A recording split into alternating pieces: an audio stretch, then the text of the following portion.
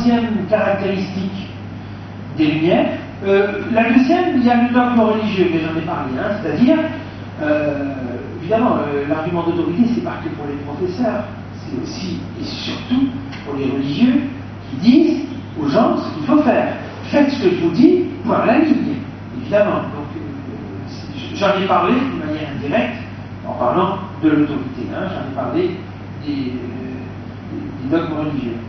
Troisième caractéristique, la critique du politique, qui est articulée autour des idées de tolérance, comme on l'a vu. Alors, deux noms.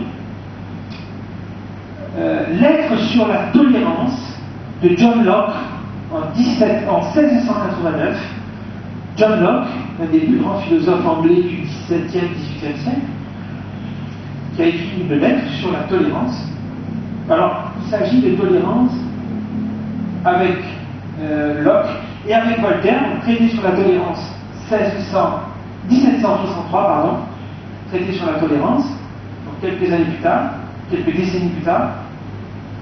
Il s'agit essentiellement, ces deux philosophes, John Locke au XVIIe siècle et Voltaire au XVIIIe siècle, écrivent sur la tolérance par rapport aux problèmes religieux et par rapport à aucun autre problème que celui-là religieux, parce qu'il y a une haine, c'est une haine, des guerres des conflits entre protestants et catholiques, donc entre religieux, et donc c'est ça l'intolérance qui domine à ces époques-là, font que ces deux philosophes, mais d'autres aussi vont réagir à leur manière, et eux vont écrire deux ouvrages où le mot tolérance apparaît dedans.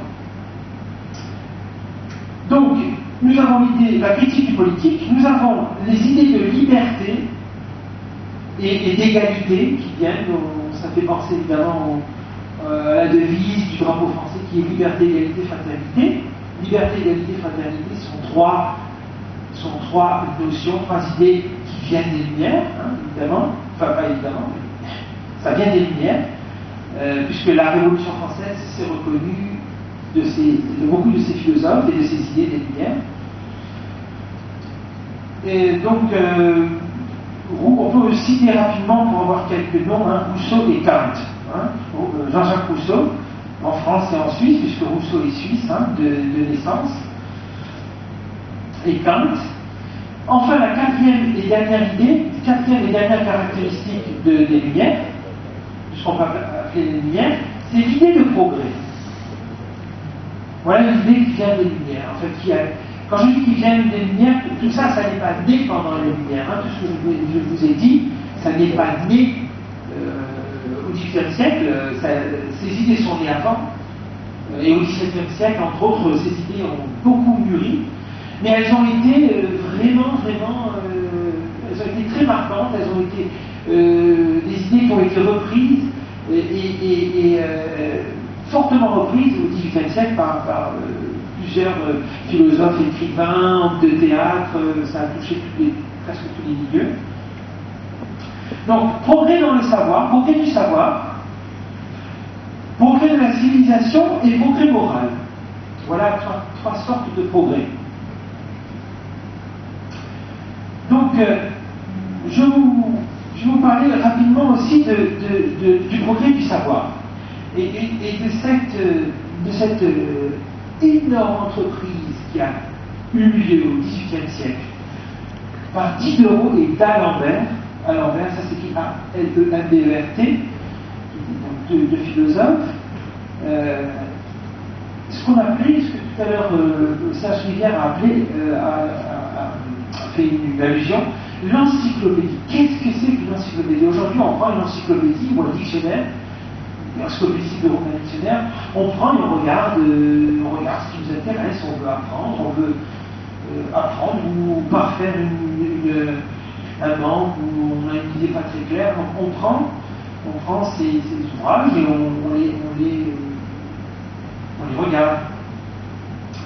Mais au XVIIIe siècle, l'encyclopédie, c'est un ouvrage qui se propose d'être un tableau, pour reprendre le mot de Diderot, un tableau général des efforts de l'esprit humain dans tous les genres et dans tous les siècles. Donc, c'est construire la connaissance à tous, démocratiser la culture et développer l'esprit critique. Donc voilà les trois grandes idées qui sont évidemment issues de la philosophie des Lumières et qui, en tant qu'issues de la philosophie des Lumières, ne sont pas une vérité révélée, mais quelque chose qu'on peut évidemment critiquer ou questionner à n'importe quelle heure et à n'importe quelle heure de la journée ou de la soirée. Voilà, je vous remercie bien et donc on va passer aux questions. Peut-être qu'on ait eu, donc en Europe, vous avez fait mention de la France, l'Espagne et pour l'Angleterre, est-ce qu'il n'y a pas eu dans d'autres contrées à travers le monde des siècles de lumière? Ce que vous avez, à la question que vous avez posée, en faisant allusion à, par exemple, l'Australie. Quand les Européens sont arrivés en Australie avec ces idées des Lumières, justement, puisque nous savons que Captain Cook est allé en Australie en 1768 et Bougainville vers la même époque, les Européens qui sont arrivés en Australie ont justement essayé de coloniser l'esprit des aborigènes d'Australie. Et bien sûr, en essayant d'inculquer leurs valeurs européennes, qui étaient les valeurs des Lumières, connaissance, science, etc. On a fait le parcours. Les Européens ont aussi subi l'influence des personnes, des indigènes de ces pays. Alors la question qui se pose, c'est est-ce que les Européens avaient l'esprit suffisamment large, ce qui était en fait un idéal du siècle des Lumières, pour apprendre aussi bien qu'enseigner? Et la question, c'est clair que certains oui, et la plupart non.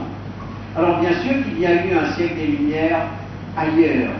Par exemple, en Chine, les philosophes du siècle des Lumières parlent de la Chine à l'époque des empereurs comme étant beaucoup plus éclairée que l'Europe.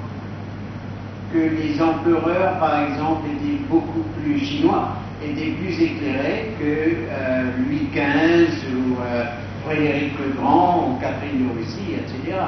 Il y a la lumière surnaturelle et la lumière naturelle. La lumière surnaturelle, c'est les théologiens et les philosophes du Moyen-Âge, c'est la lumière de Dieu. Ça veut dire c'est l'omniscience de Dieu. Dieu c'est tout, c'est plus qu'une encyclopédie. Une encyclopédie encore, c'est humain. Dieu c'est l'omniscience.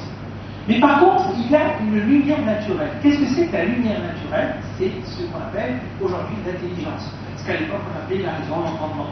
C'est ça. Donc la lumière naturelle, c'est que l'homme a en lui, naturellement, cette faculté de penser, de réfléchir, de comprendre le monde qu'on appelle la raison, l'entendement. Et aujourd'hui, on appelle ça l'intelligence aussi. Hein, ça, voilà. Donc ça vient là en fait les lumières, hein, le mot lumière.